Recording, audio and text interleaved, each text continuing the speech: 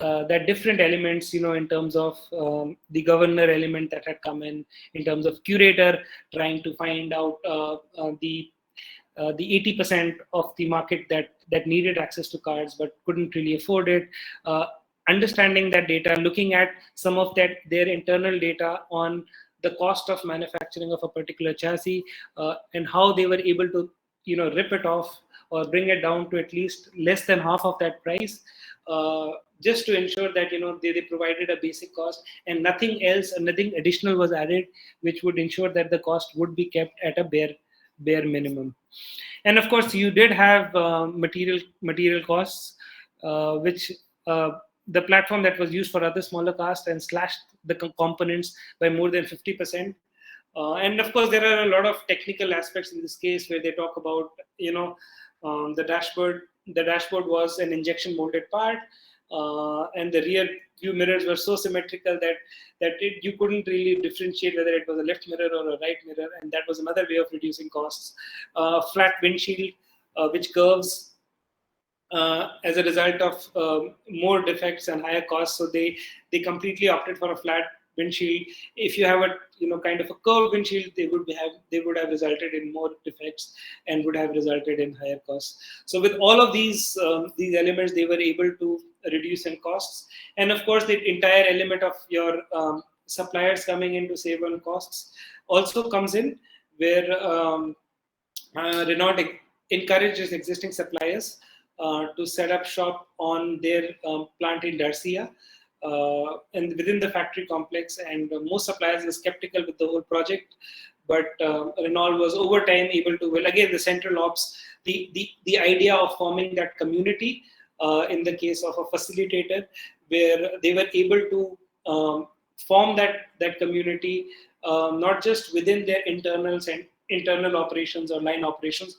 but also among their key partners and stakeholders, where 65% of the parts that they built for that particular car were bought from suppliers locally, and 26, I think, of Renault suppliers had agreed to set it up nearby, and out of them, 7 were actually within that facility itself. So they were able to ensure that they implemented, quote unquote, that strategy which they had formulated to the T.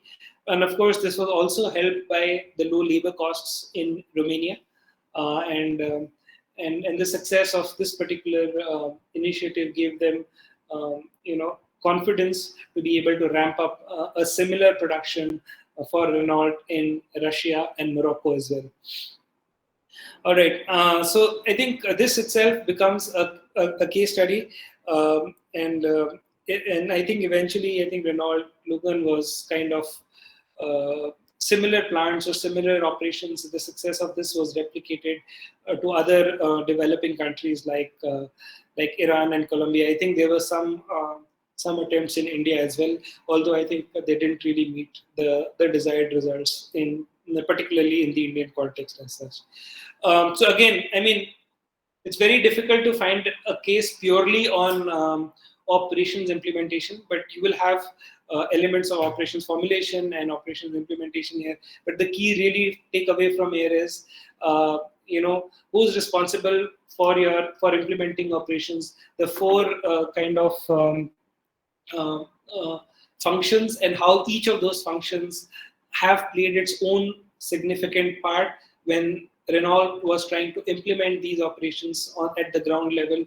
And you have the governor, you have the facilitator, you have the trainer, and the curator as such. And how all of them working in tandem were able to kind of build together a success story for Renault as such. All right.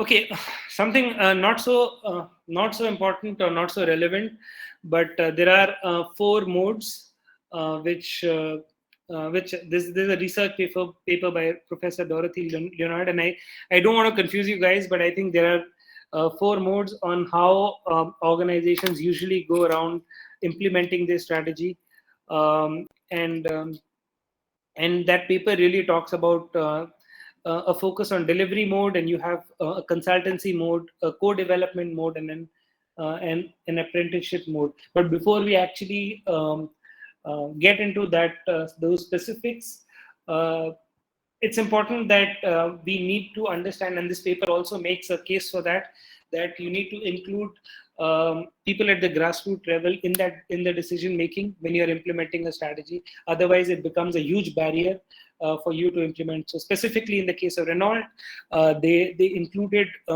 people at their grassroots, people who were going to be losing their jobs in that particular factory, in the Dacia factory, who are going to be displaced and being retrained and put to some other department or some other vertical which was organized, which was identified for them.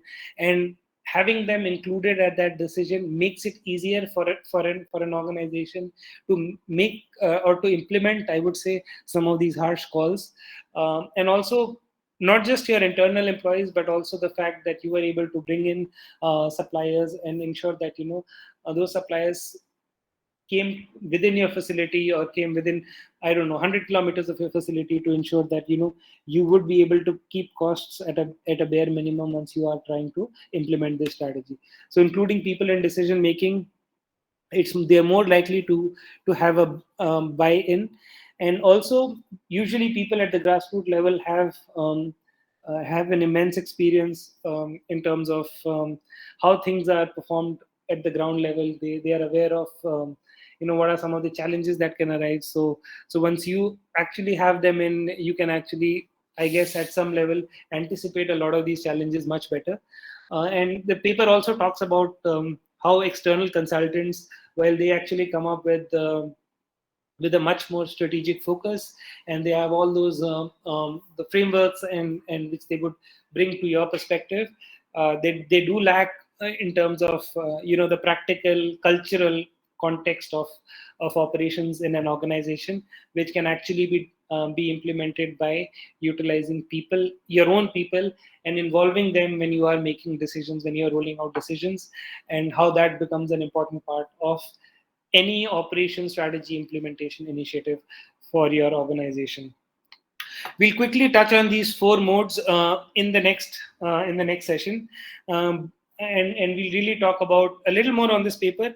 But it's not super important from a practical point of view. The practical point of view really is from your perspective. You need to really kind of take away from this class. We looked at the line of fit. The line of fit implementation, where you realize that your current market requirements and your current resource capabilities are here at A, and maybe you have your team which kind of identifies the market requirements, and you kind of decipher some of the intended resource capabilities that you need to develop to be able to go along this proposed line of fit. We looked at some of the challenges in moving from point A to point B. We realized who is responsible for strategy implementation, and typically in an organization, it's the central ops, which is responsible when you talk about ops strategy implementation.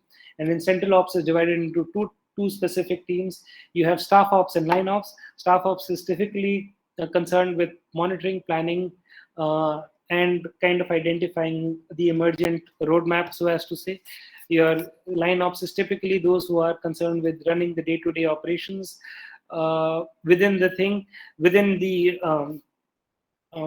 daily grind of operations as such, and identifying some of the issues, adjusting processes, solving quality problems, reallocating labor, so on and so forth.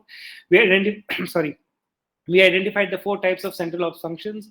We looked at the governor type, the governor type of central ops function, which controls the performance of operations by setting clear priorities and measuring performance against targets.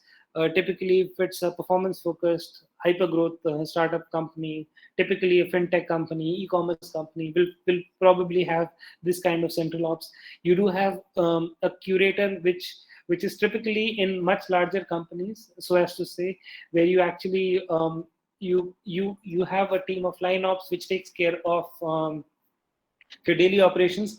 But from a strategy implementation perspective, you are looking at data to be able to analyze how you can further optimize operations, what are some of the capabilities that you need to build.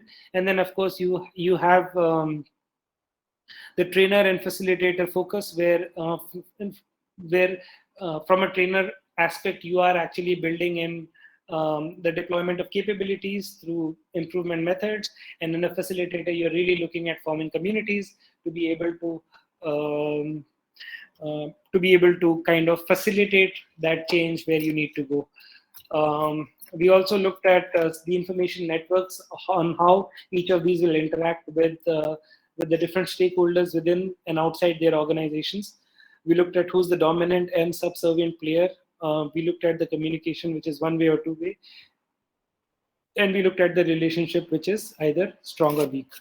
And we looked at a case of operation strategy implementation in Romania, where the organization wanted to launch a low-cost car, and we analyzed it from the aspect of all the four aspects in the strategy ops, in the central ops function, where they were able to kind of reduce the workforce. They were able to retrain parts of those work to be able to deploy them to ensure that the costs are still relatively streamlined and competitive. They also were able to put training at the heart of the organization's business. The design in terms of building the chassis, in terms of the dashboard, in terms of the rear view mirror, in terms of the flight windshields, all of these were actually focused towards ensuring that no frills service was actually provided to be able to build that kind of car. And then, of course, we saw that how they were able to source suppliers to save on additional costs. And the success of what Renault did in Romania was replicated in Russia and Morocco, and eventually to Iran, Colombia, and India, where it didn't really pick off for a number of local cultural reasons, but not so much from the perspective of an operations implementation and an operations formulation point of view. And finally, we looked at a paper which kind of talks about or advocates, including people in the decision-making process when you're looking at rolling out decisions or implementing your operation strategy. And the paper talks about why they're likely to have more buy-in, they have more experience, and even if you have operations consultants who are coming to you and advising you, they often lack the practical know-how and the cultural context of your organization, which will help you implement your strategy much more effectively. So in the next class, we will be quickly touching on the control operations monitoring and control. And I think the 16th class, we will keep it optional for next Friday. The 16th class will be completely optional in case anyone would want to attend. It will be a session where we will look at kind of summarize the entire course, synthesize what we've learned. If you have any questions, we'll look at that. Maybe we'll look at a bit of supply chain management from a strategy perspective, maybe 15 or 20 minutes. And I think more or less that should be it. Once again, do submit your assignments before next Friday. We will have to start grading them. In case you are interested, so send me your profiles.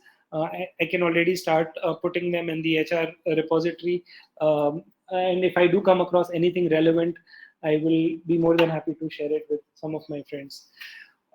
Good luck. Have a great evening. In case I've missed out on anyone's attendance, just let me know. All right. Okay, Aditi. Yeah, my number is there with Sushant. I'll just type it out here.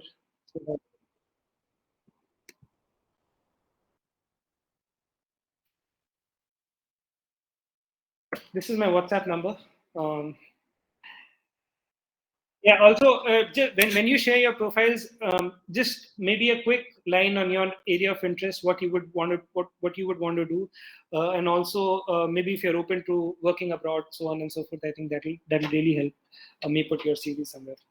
All right. Thank you so much. Thank you, everyone. Have a great evening ahead. Bye. Thank you, sir. Thank you, sir.